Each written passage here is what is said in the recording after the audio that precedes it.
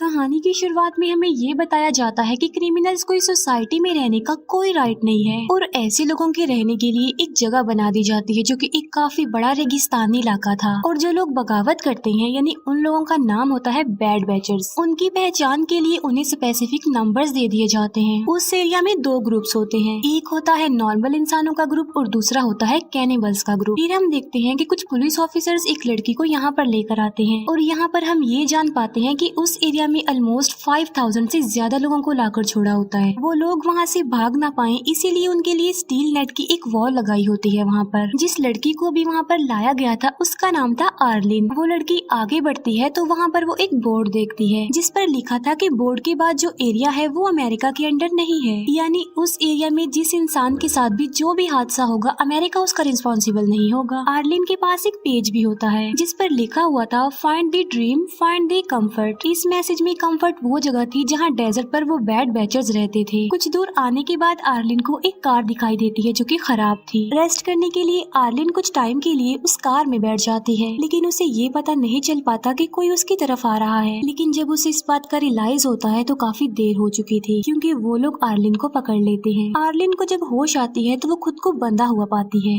असल में उसे दो फीमेल्स किडनैप करके यहाँ पर लाई थी। उनमें से एक लेडी सॉ लेकर आर्लिन की तरफ आ रही होती है और वो आर्लिन का हाथ काटने लगती है। हाथ के साथ साथ वो आर्लिन का एक पैर भी काट देती है लंच बनाने के लिए, क्योंकि वो ग्रुप था कैनिबल का। डेजर्ट पर कुछ खाने को नहीं मिलता इसीलिए लोग कैनिबल्स बन जाते हैं, जबकि दूसरे ग्रुप के लोग कंफर्ट में रहते थे। जो कोई भी डेजर्ट में आता था ये कैनिबल्स उसे पकड़ लेते थे और उसे अपना खाना बना लेते थे। और ये कैनिबल खुद को बिल्कुल फिट रखते थे, अपनी हेल्थ का काफी ख्याल रखते थे। वहाँ पर बहुत सारे लोगों को इन्होंने प्रिजनर्स बनाया होता है जिनके हाथ पाँव भी काटे गए थे। कैनिबल्स को जब भूख महसूस होती है तो वो इंसानों को पकड़ लेते हैं और उनकी बॉडी का कोई भी पार्ट काट कर उसे खा लेते हैं। और अब तो आर्लिन भी उनकी विक्टिम बन चुकी थी। वो समझ चुकी थी कि वो इन कैनिबल्स का खाना बनने वाली है और अगर वो जिंदा रहना चाहती है तो उसे यहाँ से भागना होगा। लेकिन वहाँ से भागना काफी मुश्किल था क्योंकि उसका एक हाथ और पाँव कटे हुए थे और तो और उसे चेन से भी बांधा गया था। लेकिन आर्लिन को एक आइडिया आता है, वो अपनी पूरी बॉडी पर अपना वेस्ट मटेरियल लगा लेती है। नेक्स्ट डे एक कैनिबल लेडी आर्लिन को चेक करने के लिए आती है तो वो देखती है कि आर्लिन वेस्ट मटेरियल में लथपथ है। ये देखकर वो कैनिबल लेडी उसे आजाद कर देती है और आर्लिन को क्लीन करने के लिए खींच कर अपने साथ ले जाती है। फिर वो लेडी पानी लेने जाती है। इसी दौरान आर्लिन मौके का फायदा उठाकर एक रॉड छुपा लेती है। जब वो लेडी आर्लिन को क्लीन कर रही होती है तो आर्लिन उसी रॉड से उस पर स्टैब करती है जिससे वो कैनिबल लेडी गिर जाती है। फिर आर्लिन उस पर बार बार स्टैब करती है और कैनिबल लेडी की मौत हो जाती है। फिर आर्लिन क्रॉलिंग करते हुए वहाँ से भागने लगती है। आगे जाकर उसे एक स्केटिंग बोर्ड मिलता है जिसके जरिए वो वहाँ से भाग सकती थी। वो डेजर्ट काफी बड़ा होता है और आर्लिन थोड़ी दूर जाते ही थक जाती है और उसे भूख और प्यास लगने लगती है शिद्दत वाली, जिसकी वजह से आर्लिन बेहोश हो जाती है। वहीं पर एक आदमी था जो कि अकेला रहता था, यानी ना तो वो कंफर्ट ग्रुप का था और ना ही कैनिबल था। वो बूढ़ा था जिसकी वजह से वो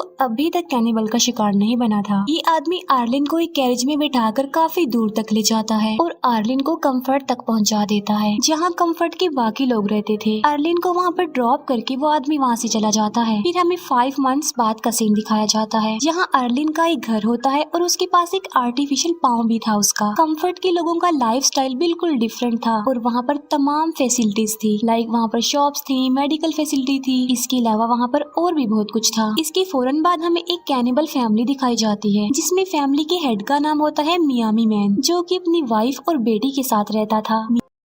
मियामी मैन एक काफी अच्छा पेंटर था जो उस वक्त अपनी बेटी का स्केच बना रहा होता है। मियामी मैन एक लड़की के पास जाता है जिसे उसने प्रिजनर बनाकर रखा हुआ था और वो उसे मार डालता है। डिनर करने के लिए उस लड़की की बॉडी के टुकड़े टुकड़े कर देता है। फिर वो फैमिली रात का खाना खाती है। नेक्स्ट डे हम देखते हैं कि आर्लिन अपसेट थी क्योंकि वो अपने हाथ और पाँव को खोकर काफी दुखी होती है। उस वक्त वो अपनी बॉडी के पार्ट्स को मिस भी कर रही होती है। ये सोच रही होती है कि अगर उसकी बॉडी पूरी होती तो वो कितनी अच्छी लगती। साथ साथ उसे कैनिबल्स पर गुस्सा भी आ रहा था क्योंकि आखिर उन्हीं की वजह से तो वो ऐसी हुई थी। कैनिबल से बदला लेने के लिए वो एक गन लेती है और वहाँ से निकल जाती है। कंफर्ट से निकलने का एक दूसरा रास्ता भी होता है और वो दूसरे रास्ते को ही यूज करके वहाँ से निकलती है। मियामी मैन की वाइफ घर का कुछ सामान लेने का सोचती है, इसीलिए वो अपनी बेटी को भी साथ ले जाती है। दोनों माँ बेटी पुराने सामान में से जरूरी सामान ढूंढ रही होती है, लेकिन आर्लिन कुछ दूरी से उन्हें देख लेती है और वो उन लोगों के पास जाती है। आर्लिन को जब ये बात पता चलती है कि वो दोनों कैनिबल है तो तो वो डिसीजन लेती है उन्हें मार डालने का। मियामी की वाइफ उसे कहती है कि प्लीज हमें जाने दो, हमने तुम्हारा कुछ नहीं बिगाड़ा है, मगर आर्लिन उसकी एक नहीं सुनती, बल्कि वो कहती है कि मैंने भी तुम जैसे कैनिबल लोगों से अपनी जान की भीख मांगी थी, लेकिन उनको मुझ पर तरस नहीं आया, बल्कि उन्होंने मेरा एक हाथ ही काट दिया। ये कहते ही आर्लिन मियामी की वाइफ को शूट करके मार डालती है। मियामी की वाइफ जब मर जाती है तो उसकी बेटी को कुछ समझ नहीं आता कि आखिर मेरी मदर को क्या हो गया है, क्योंकि वो कुछ भी नहीं बोल रही है। बच्ची को अकेला देखकर आर्लिन को उस पर तरस आ जाता है और वो डिसाइड करती है कि वो इस बच्ची को नहीं मारेगी। वो उस बच्ची को अपने साथ कंफर्ट एरिया में ले जाती है। इन दोनों को कंफर्ट जाते हुए वो अकेला आदमी देख लेता है। कंफर्ट में उस बच्ची को एक रैबिट पसंद आ जाता है, इसीलिए आर्लिन उस बच्ची के लिए वो रैबिट परचेज कर लेती है। बाद में आर्लिन उस बच्ची को अपने ही घर ले जाती है। शाम होने वाली थी और मियामी की वाइफ और बेटी अभी तक घर नहीं आए थे, इसीलिए उसको फिक्र हो रही थी। मियामी मैन उन दोनों को ढूंढने के लिए निकल पड़ता है। वो उसी जगह पर जा पहुंचता है जहाँ पर पुराना सामान पड़ा हुआ था। वो देखता है कि उसकी वाइफ की डेड बॉडी को कौवे खा रहे हैं और उसकी बेटी भी लापता थी। उसका कुछ भी पता नहीं चल पा रहा था कि वो कहाँ गई। सडन मियामी की नजर उस अकेले आदमी पर जाती है जो कि पुराने सामान के पास खड़ा हुआ कुछ ढूंढ रहा होता है। मियामी उस आदमी को अपनी बेटी का स्केच दिखाता है और ये पूछता है कि क्या आपने इसे कहीं पर देखा है। वो आदमी मियामी को कहता है कि ठीक है, मैं तुम्हें बता देता हूँ कि तुम्हारी बेटी कहाँ पर है, लेकिन उसके लिए एक शर्त है, और वो ये कि तुम मेरा भी सेम ऐसा स्केच बनाओ। अब क्योंकि मियामी के पास और कोई ऑप्शन नहीं होता, इसीलिए वो उस आदमी का भी स्केच बना देता है। फिर वो आदमी मियामी को एक क्लू देता है। वो उसकी बेटी के स्केच पर लिख देता है फाइंड कंफर्ट। ये उस तरफ इशारा था, यानी उसकी बेटी कंफर्ट में है। रात को अर्लिन उस बच्ची को एक क्लब में लेकर जाती है जहाँ पर कंफर्ट एरिया का सबसे ज्यादा रिच आदमी होता है, जिसका नाम होता है दी ड्रीम। ड्रीम को सब लोग वहाँ पर अपना हीरो समझते थे, क्योंकि वो अकेला ही पूरे कंफर्ट में ड्रग्स सप्लाई करता था। अजीब बात ये थी कि उस ड्रग में एक किस्म का मैजिक था और जो आदमी उस ड्रग को लेता था वो अलग ही दुनिया में खो जाता था। उसका माइंड अलग ही डायरेक्शन में चलने लगता था। ऐसा फील होता है कि जैसे इंसान ड्रीम में आ गया है, इसीलिए तो उस आदमी का नाम ड्रीम होता है। और ड्रीम कंफर्ट का मेयर भी था। पार्टी में ड्रीम सबको ड्रग देता है। उस वक्त आर्लिन भी एक ड्रग ले लेती है। इसी दौरान मियामी की बेटी का रैबिट उसके हाथ से छूट जाता है और वो उसे लेने जाती है। इसी कोशिश में वो बच्ची आर्लिन से काफी दूर चली जाती है। वो बच्ची ड्रीम के पास पहुंच जाती है और वो उसे अपने साथ ले जाता है।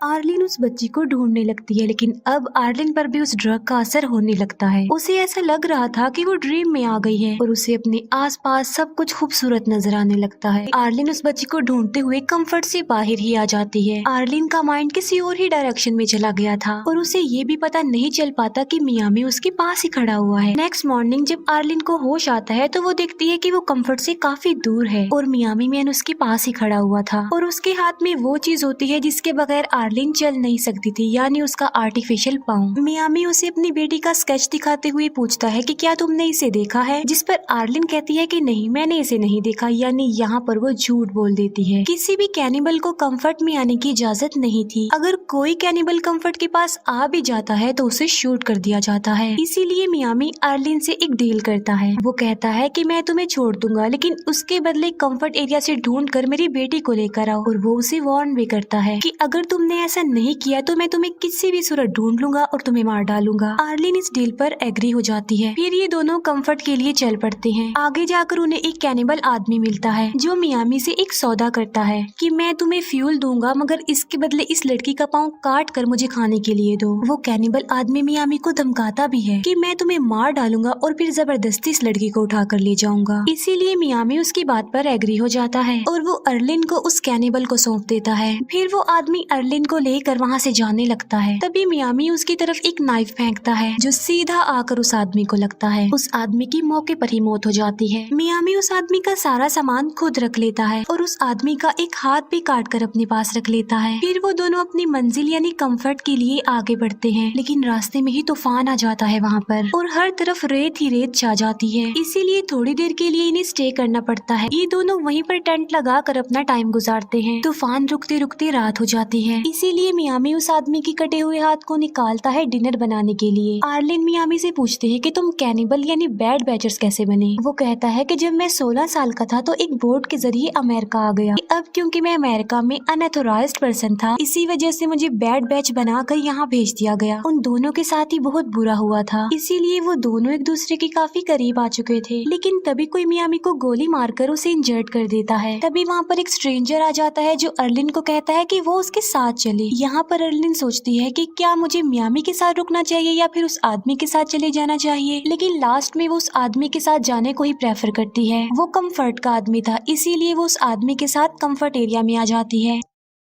लेकिन कंफर्ट में आने के बाद उसे अच्छा फील नहीं हो रहा था। कंफर्ट में आकर वो खुश नहीं थी। वो उस टाइम को याद कर रही थी जब मियामी ने उसकी जान बचाई, उसका ख्याल रखा। जो टाइम उन्होंने साथ गुजारा था, अर्लिन उसे बड़ा मिस कर रही थी क्योंकि वो मियामी को लाइक करने लग गई थी। इसीलिए वो फैसला करती है कि वो मियामी के पास वापस चली जाएगी और उसी के साथ ही रहेगी। इसीलिए अर्लिन उसी जगह पर पहुंच जाती है। वहाँ पर उसे मियामी तो नहीं मिलता, लेकिन उसकी नोटबुक मिल जाती है जिस पर वो स्केचेस बनाता था। अर्लिन उस नोटबुक को उठा लेती है और वापस कंफर्ट में आ जाती है। वो अकेला आदमी डेजर्ट में बिल्कुल अकेला बैठा हुआ था। तभी वो देखता है कि कुछ दूरी पर बहुत सारे कौवे उड़ रहे हैं और वो समझ जाता है कि वहाँ पर जरूर कुछ न कुछ है। पास जाकर चेक करने पर वो देखता है कि वहाँ पर मियामी भी होश पड़ा हुआ है। वो मियामी की मदद करता है। वो एक कौवा पकड़ता है और मियामी को खिलाता है ताकि उसे थोड़ी ताकत मिले। दूसरी तरफ अर्लिन मियामी की नोटबुक देख रही होती है जिसमें डिफरेंट टाइप्स के स्केचेस बने हुए थे। उन स्केचेस में एक स्केच मियामी की बेटी का भी था। अर्लिन फैसला करती है कि वो किसी भी सूरत में उस बच्ची को ढूंढ लेगी। वो मियामी की बेटी का स्केच लेकर सारे कंफर्ट वालों से पूछती है कि क्या किसी ने उसे देखा है, मगर किसी ने भी उस बच्ची को नहीं देखा होता। थक हार कर अर्लिन एक जगह पर बैठ जाती है। फिर वो देखती है कि कुछ लेडीज ड्रीम के घर से बाहर आ रही हैं। वहीं पर एक लेडी के साथ मियामी की बेटी भी होती है। यहाँ पर हम ये जान पाते हैं कि असल में ड्रीम ने मियामी की बेटी को अडॉप्ट कर लिया था क्योंकि उसकी कोई औलाद नहीं थी। अब फाइनली अर्लिन को पता चल जाता है कि आखिर मियामी की बेटी कहाँ पर है, लेकिन वो सोचती है कि मैं उस बच्ची को कभी भी वापस नहीं ला सकूंगी क्योंकि ड्रीम बहुत पावरफुल है, उसके पास सारी अथॉरिटी है और वो ऐसा नहीं होने देगा। उसे एक आइडिया आता है और वो ड्रीम के पैलेस पे जाती है। पैलेस में बहुत सारी औरतें ड्रग्स बना रही थी। ड्रीम वहाँ आकर बताता है कि आज वो जो कुछ भी है इस ड्रग की वजह से है। अर्लिन कहती है कि मैं भी इन औरतों की तरह इस पैलेस में काम करना चाहती हूँ, जिस पर ड्रीम इस बात पर राजी हो जाता है। एक लेडी अर्लिन को एक रूम में ले जाती है जहाँ पर अर्लिन वॉशरूम का बहाना बनाकर चुपके से अपने नकली पाँव में से गन निकाल लेती है। वो उस लड़की को गन पॉइंट पर लाकर प्रिजनर बना लेती है। वो ड्रीम को कहती है कि अगर तुम बच्ची को छोड़ दोगे तो मैं इस लेडी को छोड़ दूंगी। वो लेडी ड्रीम की वाइफ थी, इसीलिए ड्रीम को उसकी बात माननी पड़ती है। अर्लिन, वो लेडी और वो बच्ची तीनों एक कैरेज में बैठकर वहाँ से जाने लगते हैं। कंफर्ट एरिया से बाहर आने के बाद अर्लिन उस लेडी को छोड़ देती है और जाने देती है। फिर अर्लिन और वो बच्ची डेजर्ट की तरफ आगे बढ़ते हैं। आगे जाकर उन्हें मियामी मैन भी मिल जाता है जो कि उस अकेले आदमी की हेल्प की वजह से काफी बेटर हो गया था। अर्लिन उस बच्ची को मियामी मैन के हवाले कर देती है और वो मियामी को कहती है कि प्लीज मुझे भी तुम अपने साथ ले चलो। मियामी उसे कहता है कि ऐसा नहीं हो सकता। वो उसे काफी समझाने की कोशिश करता है। वो कहता है कि हमारी दुनिया में तुम्हारे लिए मौत के सिवा और कुछ नहीं है क्योंकि हम कैनिबल हैं और तुम किसी न किसी दिन कैनिबल का खाना बन सकती हो, इसीलिए तुम्हारे लिए बेहतर है कि तुम अपने ग्रुप यानी कंफर्ट में चली जाओ। अर्लिन कहती है कि नहीं, मैं वापस नहीं जाऊंगी। वो कहती है कि मुझे इससे कोई फर्क नहीं पड़ता कि तुम कैनिबल हो, मुझे बस तुम्हारा साथ चाहिए। मैं तुम्हारे साथ रहना चाहती हूँ क्योंकि मैं तुम्हें लाइक करती हूँ। मियामी की बेटी उसे कहती है कि मुझे भूख लगी है और मैंने नूडल्स खाने हैं, ना कि गोश्त खाना है। अब वहाँ पर तो नूडल्स मिल नहीं सकते थे, इसीलिए मियामी मैन उसके खरगोश को मार डालता है और वो ही उसे खिला देता है। वो लोग हैप्पी लाइफ गुजारने लगते हैं और यहीं पर ये मूवी एंड हो जाती है। Thank you for watching.